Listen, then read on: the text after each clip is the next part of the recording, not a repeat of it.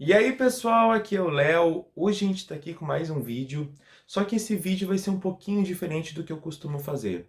Eu vou começar com um novo quadro aqui no canal, que é um quadro que eu já vi no canal de uma youtuber que eu gosto muito, inclusive é um dos canais que eu recomendo aqui no meu canal, que se chama Blenda Silva. E a Blenda tinha um quadro no canal dela que ela contava história de outras pessoas. As pessoas mandavam mensagens para ela contando a sua história, normalmente referentes ao HIV, e ela contava. E isso que eu quero começar a fazer também aqui no canal. Esse quadro eu quero fazer pelo menos uma vez no mês, ou uma vez a cada 15 dias, vamos ver como é que a coisa vai fluir. E me partiu de fazer isso porque eu recebi umas 3 semanas atrás uma mensagem de um amigo meu, um amigo muito próximo, que eu gosto muito, um amigo de infância, e ele me mandou uma mensagem que ele gostaria muito que eu compartilhasse com outras pessoas. Ele pediu que eu não falasse o nome dele, mas ele acha que isso pode ajudar de alguma forma e acha que algumas pessoas podem se identificar também com essa história. Não tem absolutamente nada a ver com HIV, mas vocês sabem que eu sempre disse que quando tivesse um assunto que eu considerasse relevante, a gente ia abordar nesse canal.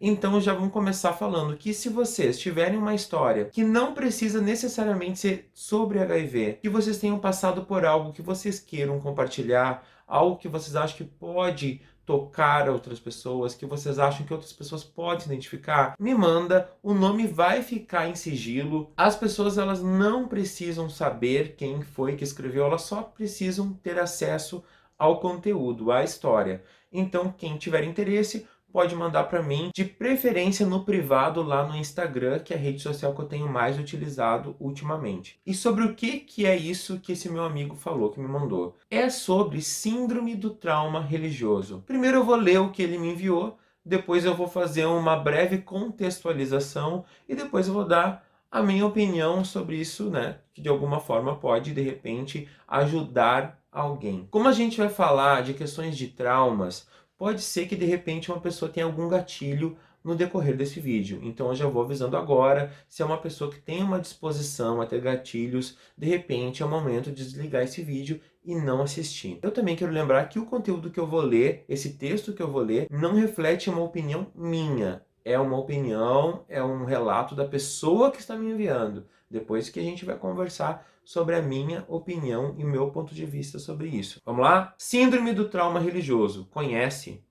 Pois eu sofri, e ainda sofro, infelizmente. Fui ensinado a viver com medo de um ser maior que eu, o qual criou a mim e a humanidade apenas pelo egoísmo de servi-lo.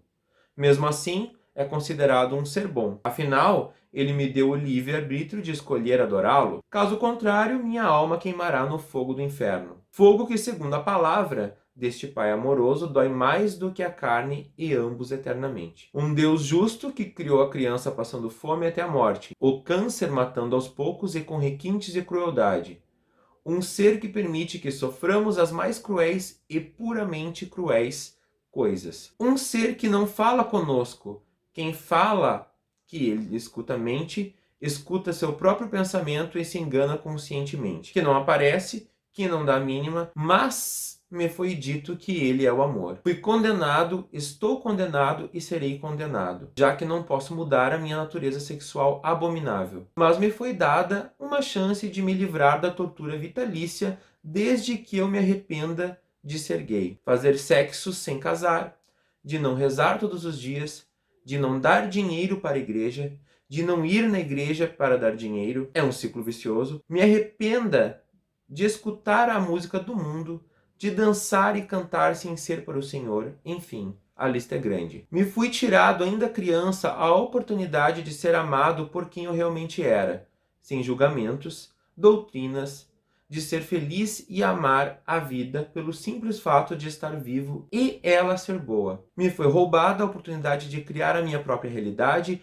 onde talvez nela eu me sentisse capaz, igual, pertencido, suficiente e amado. Fui amputado, castrado, domesticado na doutrina evangélica, a única correta, pois todas as outras são do diabo e apenas os fervorosos dessa pequena elite VIP terão o direito ao paraíso eterno lambendo a bunda do seu Criador forever. Sou um aleijado da alma, o que, segundo meus doutrinadores, dói mais do que se fosse na carne. Antes da gente continuar, a gente precisa definir o que é a síndrome do trauma religioso. De repente, algumas pessoas não sabem ou está um pouco vago esse assunto. Essa teoria ela foi criada por uma psicóloga norte-americana chamada Marlene Winell, e ela publicou todos esses pensamentos, toda essa teoria, num livro que não foi lançado no Brasil, mas que se chama Living the Fold. Ele tem disponível aqui na Amazon Brasil, mas só a versão em inglês. E como que ela define essa síndrome do trauma religioso? No livro, ela diz que essa síndrome nada mais é que uma condição vivida por pessoas que estão lutando para sair de uma religião autoritária, dogmática e sofrendo os danos dessa doutrinação. E o que eu acho disso tudo? O que eu penso disso tudo para a gente poder ter agora aqui uma conversa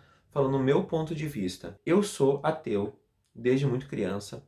Eu nunca consegui ser uma pessoa espiritualizada, religiosa, mas eu já passei por várias religiões.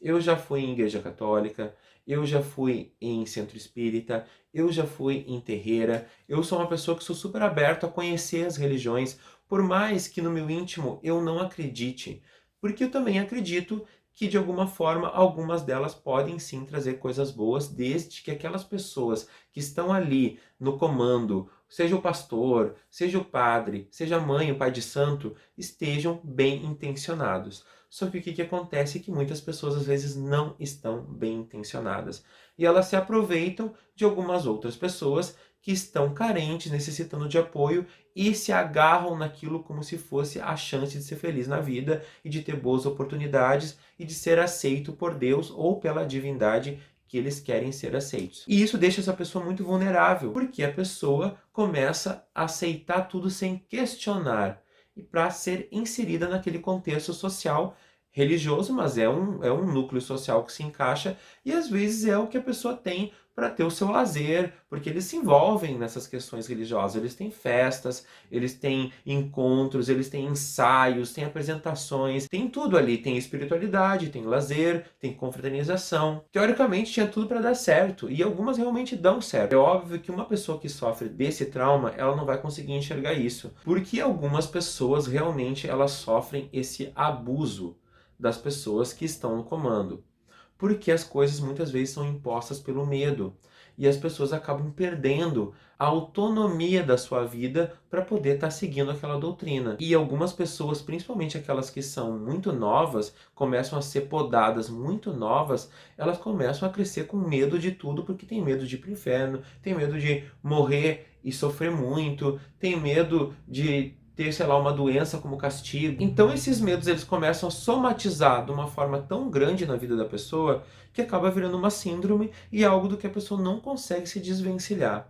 Quando a gente está falando de uma pessoa homossexual, como é o caso desse menino, ou vamos falar de uma maneira mais ampla, de uma pessoa LGBTQI+, né, independente de qual parte da sigla ela se encaixa, são questionamentos que ainda são potencializados. Por quê? Porque normalmente as religiões, quando se fala de evangélica, católica, elas costumam usar de uma palavra um pouco discriminatória quando se fala da homossexualidade. Não é muito incomum ver pastores falando abertamente que a homossexualidade é uma aberração, que as pessoas vão para o inferno. E agora fica imaginando uma criança, um jovem, que está começando a se perceber, está começando a entender sua sexualidade ou a sua identidade de gênero e está escutando aquilo todo o tempo, que ele vai para o inferno, que ele é a pior pessoa, que é uma aberração.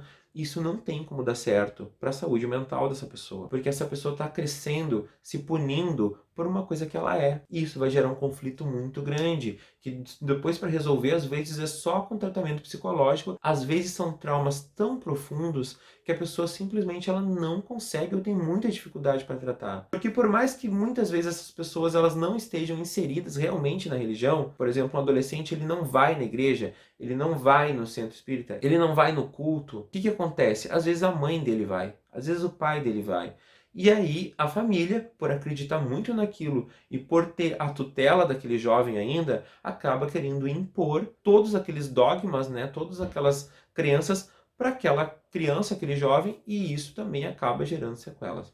Então, o que eu posso dizer? Primeiro, para a pessoa que está sofrendo essa síndrome, procure uma ajuda. Procure uma ajuda de um profissional, de um psicólogo, para que ele possa identificar essa síndrome e tratar. Para aquelas pessoas, principalmente a gente está falando de gays e transexuais, travestis, lésbicas, bissexuais e toda a sigla, para essas pessoas, elas também têm que entender que por mais que elas sejam cristãs, porque existem sim LGBTQI+, que são realmente cristãos, existem igrejas que são muito inclusivas e progressistas no que se diz respeito à homossexualidade, sem nenhum tipo de julgamento e sem nenhum tipo de condenação, como eles costumam fazer e que a gente conhece os pastores mais fervorosos que pregam mais ódio do que amor. Inclusive tem canais no YouTube que falam sobre isso. Tem um canal muito massa do menino que se chama Murilo Araújo, do canal Muro Pequeno, que ele justamente é um jovem negro, cristão e homossexual. E ele demonstra muitas vezes nos seus vídeos, ele fala muito sobre essa questão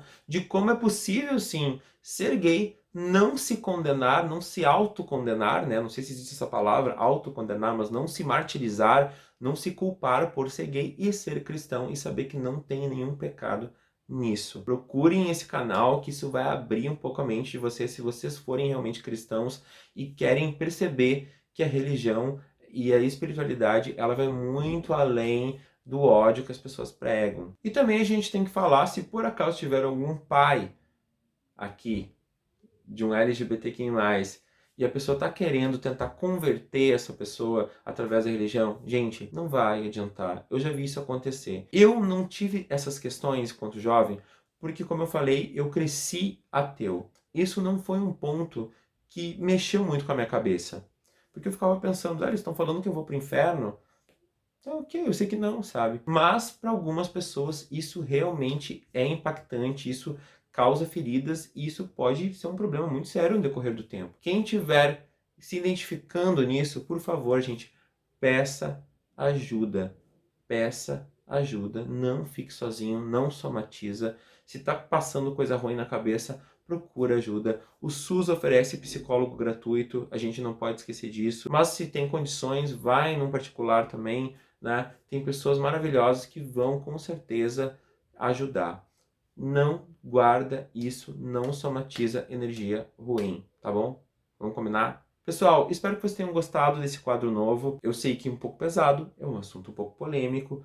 Pode deixar comentário aqui embaixo do vídeo, óbvio. E não se esqueçam que, se quiser ter sua história aqui contada, pode ser inclusive, como eu falei agora, sem falar quem foi, não tem problema. Só mandar mensagem para mim, que de repente, no futuro não tão longe, eu vou estar lendo aqui a sua história e a gente vai poder debater um pouquinho sobre ela também. Quem ainda não está inscrito no canal, não se esquece de se inscrever no canal, deixar um like no vídeo, ativar o sininho quem estiver no YouTube. Quem estiver vendo pelo IGTV do Instagram, não se esquece de ir lá no meu perfil e me seguir. E quem estiver vendo lá pelo Facebook, na página Confissões de um Soro Positivo, não esquece de seguir ela também. É isso. Até a próxima semana. Um beijo no coração de todos. Fiquem bem.